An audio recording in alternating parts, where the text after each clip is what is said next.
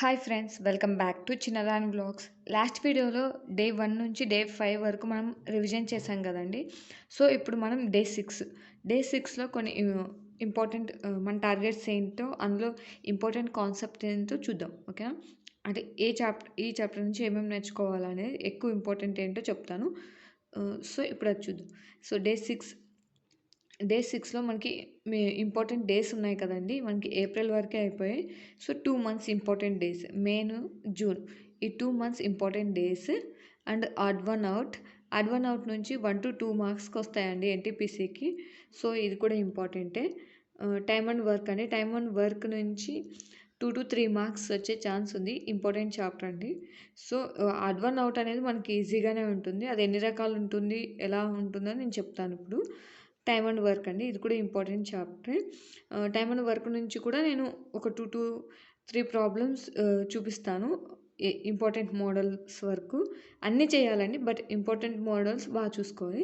Okay, first important days, May and జూన్లో most important days ఏంటో చూద్దాం. ఓకేనా? మే మంత్లో మోస్ట్ ఇంపార్టెంట్ డేస్ అండి. మే మంత్లో మనకి ఎక్కువ మోస్ట్ ఇంపార్టెంట్ డేస్ మాత్రమే చెప్తున్నాను. అన్నీ చదవాలండి, బట్ ఇవి ఒకసారి రివైజ్ చేసుకోండి, బెటర్గా బాగా గుర్తుపెట్టుకోవడం ట్రై చేయండి. ఎక్కువ మోస్ట్ ఇంపార్టెంట్ నుంచే రావచ్చు, బట్ మనం అన్నీ నేర్చుకోవాలండి. చూడండి, ఫస్ట్ మే 1 అండి, మే అంతర్జాతీయ కార్మికుల దినోత్సవం. మహారాష్ట్ర, ఇది మనకు అవసరం లేదండి. అంతర్జాతీయ కార్మికుల దినోత్సవం అండి, మేడే అంటారు కదా. సో ఇది మోస్ట్ ఇంపార్టెంట్. మే నెలలో ఫస్ట్ డే ఇంపార్టెంట్ అండి. అలాగే ఇది మదర్స్ డే, అందరికీ తెలిసే ఉంటుంది కదా అండి. సో దీనికంటే ముందు ప్రపంచ రెడ్ క్రాస్ డే అండి. ప్రపంచ రెడ్ క్రాస్ డే, మే 8 రెడ్ క్రాస్ డే, ఇది కూడా ఇంపార్టెంట్. రవీంద్రనాథ్ ఠాగూర్ గారి జయంతి, ఇది గుర్తుపెట్టుకోండి. నెక్స్ట్ చూడండి, అంతర్జాతీయ కుటుంబ దినోత్సవం, మే 15 అంతర్జాతీయ కుటుంబం దినోత్సవం అండి, ఇది కూడా గుర్తుపెట్టుకోండి. నెక్స్ట్ వచ్చేసి మే 21 ఉగ్రవాద వ్యతిరేక దినోత్సవం, రాజీవ్ గాంధీ వర్ధంతి. ఓకే, ఇది కూడా చాలా ఇంపార్టెంట్ అండి. మే 21 ఉగ్రవాద వ్యతిరేక దినోత్సవం, రాజీవ్ గాంధీ గారి జయంతి. ఓకే, అలాగే మే 31 పొగాకు వ్యతిరేక దినోత్సవం అండి. మే 31 పొగాకు వ్యతిరేక దినోత్సవం, ఇది కూడా గుర్తుపెట్టుకోండి. సో ఇవి నేను ఇప్పుడు మీకు స్టార్స్ వేసినవి చాలా ఎక్కువ ఇంపార్టెంట్ డేస్ అండి, బట్ అన్నీ ఇంపార్టెంటే, బట్ అవి మాత్రం బాగా చూసుకోండి. నేను చెప్పిన ఈ 1 2 3 4 ఆ డేసే చూసుకోకండి, అన్నీ చూసుకోండి, కానీ అవి ఎక్కువ గుర్తుపెట్టుకోవడానికి ట్రై చేయండి. ఓకేనా? సో ఇప్పుడు మే అయిపోయింది కదండి. జూన్ మంత్లో చూద్దాం. జూన్ మంత్లో మనకి జూన్ 1 అంతర్జాతీయ బాలల దినోత్సవం, బాలికల దినోత్సవం, ఇలాంటివి చాలా ఇంపార్టెంట్ డేస్ అండి. అవి బాగా గుర్తుపెట్టుకోవాలి. అలాంటివి జాతీయ అంతర్జాతీయ బాలల దినోత్సవం, అలాంటివన్నీ చాలా ఇంపార్టెంట్ అండి, బాలికలకి సంబంధించినవి. నెక్స్ట్ జూన్ 5 అండి, ప్రపంచ పర్యావరణ దినోత్సవం. చూడండి, జూన్ 12 బాల కార్మికుల వ్యతిరేక దినోత్సవం, ఇది కూడా ఇంపార్టెంట్ అండి. బాల కార్మికుల వ్యతిరేక దినోత్సవం, జూన్ 12. ఓకే, ఇది చూడండి, జూన్ 14 ప్రపంచ రక్తదాన దినోత్సవం అంటండి. కొంచెం డిఫరెంట్గా అడగాలంటే ఇలాంటివి కూడా అడుగుతారు, సో గుర్తుపెట్టుకోండి. జూన్ 21 అంతర్జాతీయ యోగా దినోత్సవం. ఫాదర్స్ డే అందరికీ తెలిసే ఉంటుంది కదండి. సో దానికంటే ముందు 21 అంతర్జాతీయ యోగా దినోత్సవం, ఇది కూడా గుర్తుపెట్టుకోండి.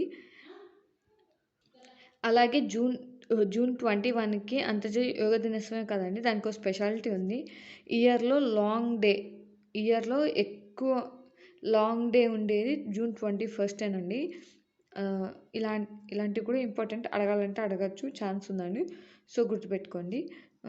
జూన్ 27 ప్రపంచ డయాబెటిక్ దినోత్సవం. ఓకే, ఇవండి జూన్ మంత్లో important days. Most important days అయితే అంతర్జాతీయ బాలల దినోత్సవం జూన్ 1, జూన్ 12 బాల కార్మికుల వ్యతిరేక దినోత్సవం, జూన్ 21 అంతర్జాతీయ యోగా దినోత్సవం. ఇవి చాలా ఇంపార్టెంట్ అండి, సో గుర్తుపెట్టుకోవడానికి ట్రై చేయండి. ఓకే, నెక్స్ట్ ఇక్కడితో జూన్ మంత్ మనకి ఇంపార్టెంట్ డేస్ జూన్ వరకు అయిపోయాయండి. నెక్స్ట్ ఏంటో నెక్స్ట్ మన టార్గెట్లో ఏముందో చూద్దాం. ఇప్పుడు మనం ఆడ్ వన్ అవుట్ చూద్దామండి.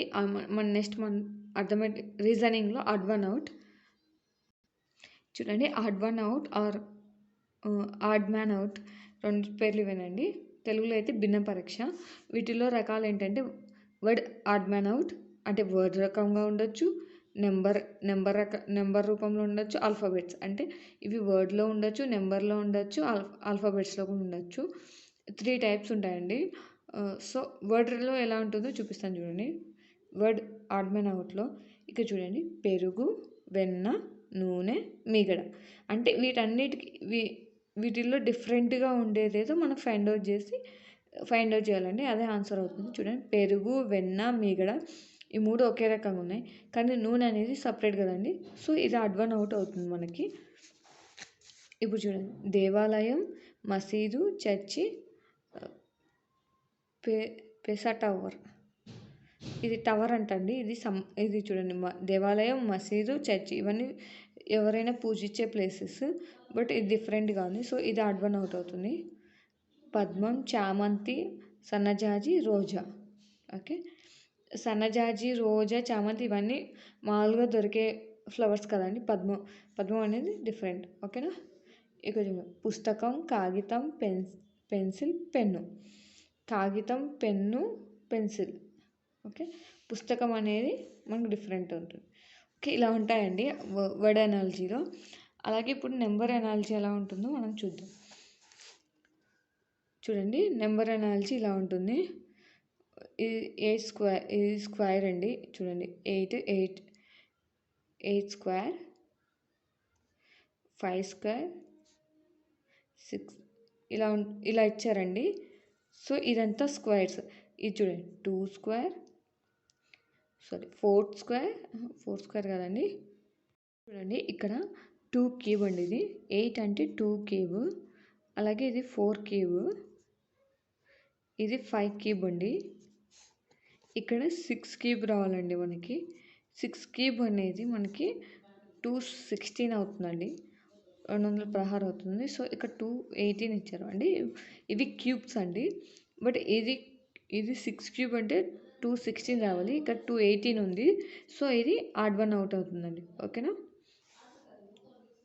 సో నెంబర్ ఎనాలజీ అనేది ఇలా ఉంటుందండి, డిఫరెంట్గా ఉంటుంది. దాన్ని మనం ఫైండ్ అవుట్ చేయాలి. నెక్స్ట్ వచ్చేసి ఆల్ఫాబెట్ ఎనాలజీ అండి. ఆల్ఫాబెట్లో బి, సి వదిలేసి డి ఇచ్చారు, ఐజేకే ఇచ్చారు, పిఎన్ఓ. పిఎన్ అనేది పక్కనే ఉంటుంది కదండి.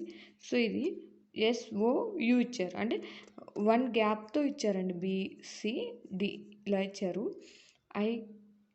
ఐజేకే అంటే +1 చేసి ఇచ్చారు, కానీ ఇక్కడ పిఎన్ఓ ఇవ్వాల్సింది ఎన్ఏ ఇచ్చారు, అంటే +1 చేయలేదు.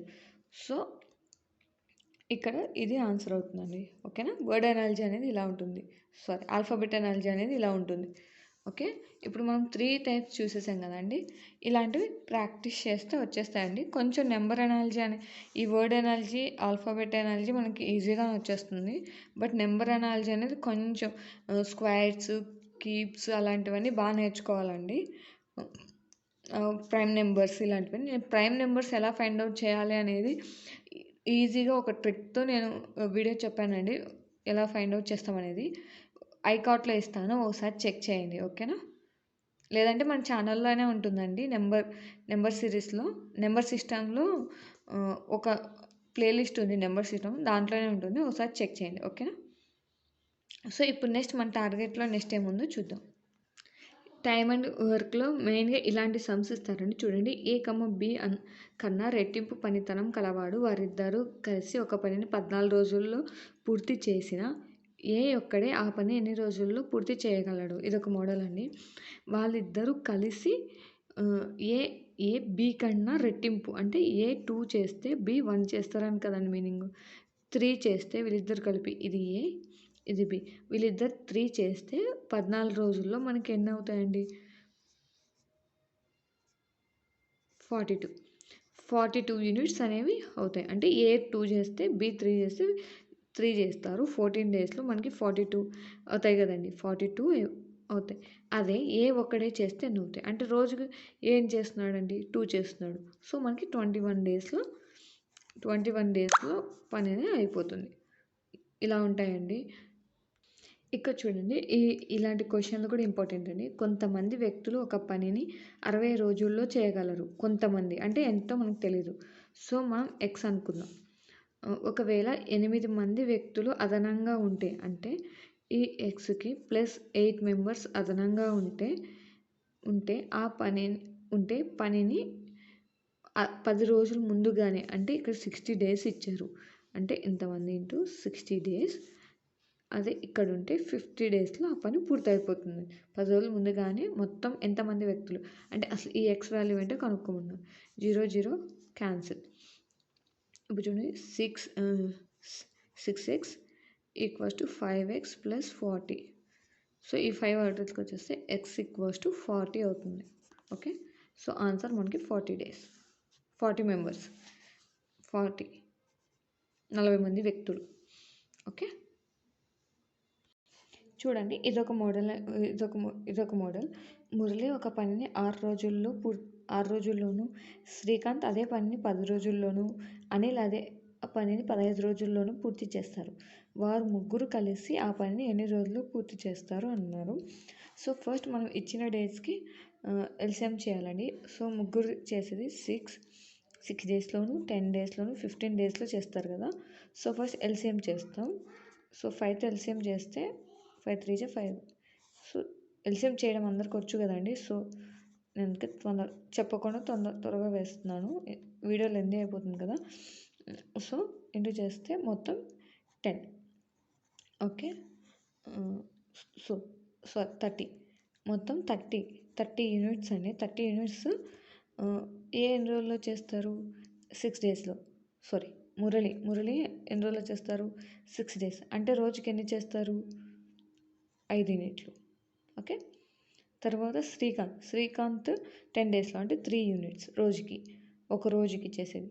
తర్వాత అనిల్ ఎన్ని యూనిట్స్ చేస్తారంటే 2 యూనిట్స్ చేస్తారు. సో, మొత్తం ఒక రోజులో వీళ్ళు ముగ్గురు కలిసి చేసేదంతా 10 యూనిట్స్. అంటే 13 యూనిట్స్ చేయాలి. 10 యూనిట్స్ చేస్తున్నారనుకోండి రోజుకి. ఎన్ని రోజులు అయిపోతాయి? 3 డేస్‌లో అయిపోతుంది. ఓకే. సో, ఇలాంటి మోడల్ ప్రాబ్లమ్స్ కూడా ఇంపార్టెంట్ అండి. చూసుకోండి. సో, నేను ఒక 3 మోడల్స్ చెప్పాను కదా! ఇంకా ఉన్నాయండి. మీరు కొంచెం చూసుకోండి. ఇవి ఎక్కువ ఇంపార్టెంట్ మోడల్స్. ఇంకా ఇంపార్టెంట్ మోడల్స్ కూడా ఉన్నాయండి. ఒకసారి చూసుకొని నేను ఒక క్వెషన్ చూపిస్తాను. దానికి ఆన్సర్ ఏంటో కామెంట్ చేయండి. చూడండి ఈ క్వెషన్. ఏ అనే వ్యక్తి ఒక పనిని 6 రోజుల్లో చేయగలడు. బి వ్యక్తి 8 రోజుల్లో చేయగలడు. ఏ మరియు బి కలిసి పూర్తి చేయగల రోజులకు సమానంగా సి ఒక్కడే ఆ పనిని పూర్తి చేయగలడు. అయినా బి మరియు సి కలిసి ఆ పనిని ఎన్ని రోజుల్లో పూర్తి చేయగలరు? ఎన్ని రోజులు పడుతుంది? సో, ఆప్షన్స్ కూడా ఉన్నాయి చూడండి. వీటిలో ఏది కరెక్ట్ ఆప్షన్ అనేది నాకు కామెంట్ చేసి చెప్పండి. సో, ఇంతటితో మనకి డే 6 యొక్క టార్గెట్స్ అయిపోతాయండి. సో, చేసేసాం కదా! ఇంపార్టెంట్ డేస్ అయిపోయాయి. ఆడ్ వన్ అవుట్లో చూసేసాం. టైమ్ అండ్ వర్క్‌లో కూడా చూసేసాం. సో, ఇక్కడితో అయిపోయింది. ఆ క్వెషన్‌కి ఆన్సర్ చేయండి. ఎవరైనా ఈ టార్గెట్స్ అనేది కంప్లీట్ చేస్తే నాకు కామెంట్ చేయండి. ఓకేనా? సో, రేపు డే 7లో కలుసుకుందాం. ఓకే. బాయ్ అండి. ఆల్ ద బెస్ట్ అందరికి.